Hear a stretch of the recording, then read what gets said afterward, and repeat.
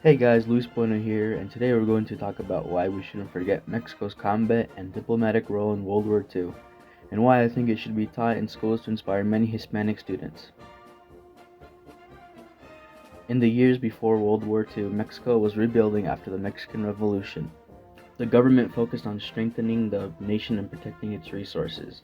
In 1938, Mexico nationalized its oil industry, taking control from foreign companies to support economic independence. This decision reshaped Mexico's economy and increased its strategic importance. During the 1930s, Mexico stood out internationally for its principled opposition to aggression and racism at a time when many countries were reluctant to challenge fascist powers.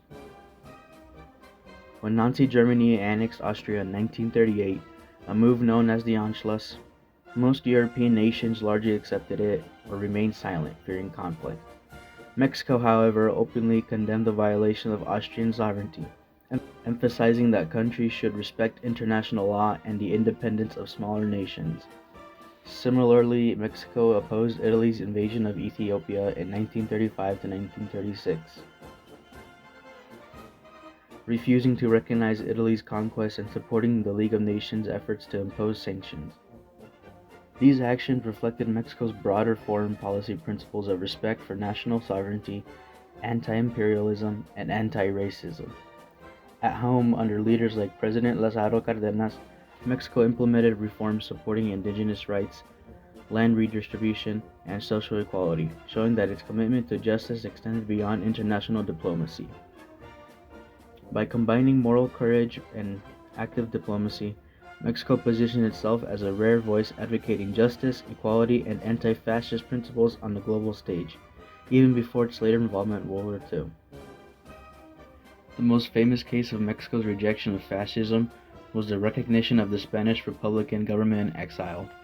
On June 17, 1939, the Mexican government withdrew its embassy from Spanish territories, leaving diplomatic affairs in the hands of the Cuban embassy. Since 1937, refugees, notably Republican supporters, had been arriving on Mexican shores and were received by the authorities in the port of Veracruz, where ships loaded with Spaniards and some Jews persecuted in Europe by the Nazis had arrived. Around 20,000 Spaniards arrived and called Mexico their new home. When World War II began, Mexico initially stayed neutral, but its oil and growing stability would soon play a key role in the global conflict. On May 13, 1942, the tanker Portero del Llano, commanded by Captain Gabriel Cruz Diaz, was torpedoed by the German U-564 under Oberlieutenant Reinhard Sohn near Florida. Of the 35 crew members aboard, 14 sailors, including the captain himself and other officers, were killed when the ship went down. This happened because the Mexican flag has colors similar to the Italian flag, but with an eagle in the center. The only problem is that the Mexican Navy were only permitted to show the eagle, so Mexican merchant ships weren't allowed to paint the eagle on it. This resulted in the misidentification of their nationality. A week later, on May 20th, 1942, the Faja de Oro under Captain Ramon Sanchez Mena was sunk by the U-106 commanded by Captain Lieutenant Herman Rasch in the Florida Strait. About 10 crew members died out of the 37 aboard. These attacks on neutral Mexican vessels marked a turning point in Mexico's involvement in the war, and led to the Mexican government to declare war on the Axis powers. After the sinking of the Portero del Llano and Faja de Oro, public outrage spread across Mexico.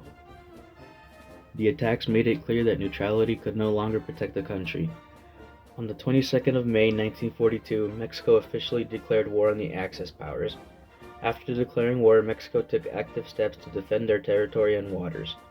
The Mexican Navy and Air Force conducted patrols in the Gulf of Mexico and directly engaged German submarines, attacking suspected U-boat contacts to protect their oil tankers and shipping routes. At the same time, Mexican authorities cracked down on Axis espionage, arresting German agents and dismantling spy networks inside the country. Ports were closed to Axis vessels, and Axis nationals were monitored or detained to prevent sabotage. Together, these actions helped secure the Gulf of Mexico and demonstrated Mexico's active role in the Allied war effort. Mexico's most direct military contribution to World War II came to the Mexican Expeditionary Air Force's Fighter Squadron 201, known as the Águilas Aztecas, which played a meaningful role for the liberation of the Philippines in 1945. After Mexico declared war on the Axis powers and trained their pilots, to fly the P-47 Thunderbolt fighters. They sent pilots to Luzon, where they were attached to the U.S. 58th Fighter Group, and flew tactical air support missions, bombing missions, strafing missions, and reconnaissance missions against entrenched Japanese forces. Among the squadron's notable members was General Antonio Cardenas Rodriguez, Captain Miguel Moreno Ariola, who flew 25 combat missions and designed the squadron's iconic Pancho Pistolas mascot, Colonel Carlos Garduño Núñez, who served with distinction and was later honored as the last surviving pilot, and Fernando Hernandez Vega, who also flew combat missions and became an instructor. Other pilots such as Fausto Vega, Pablo Rivas Martinez, Hector Espinosa Galvan, Jose Espinosa Fuentes, and Mario Lopez Portillo lost their lives in action, underscoring the squadron's sacrifice. Between June and August 1945, the unit nearly flew 100 combat missions, contributing to the air campaign and helped free Luzon and disrupt Japanese defenses. They were recognized with medals from both Mexico and the Philippines for their bravery and service. Though often overlooked, Mexico played a crucial role in World War II, both morally and militarily. The country stood firmly against fascist aggression, condemning Nazi Germany's Anschluss and Italy's invasion of Ethiopia, reflecting its commitment to national sovereignty, anti-imperialism, and racial equality. Domestically, Mexico promoted social reforms and anti-racist policies, showing that its values extended beyond diplomacy. Militarily, the Mexican Expeditionary Air Force, led by Antonio Cardenas Rodriguez, fought bravely in the Battle of Luzon, flying combat missions that supported Allied ground forces in the liberation of the Philippines. Alongside the hundreds of thousands of Hispanic Americans who also served in the war, Mexico's contribution demonstrated courage, solidarity, and a commitment to justice.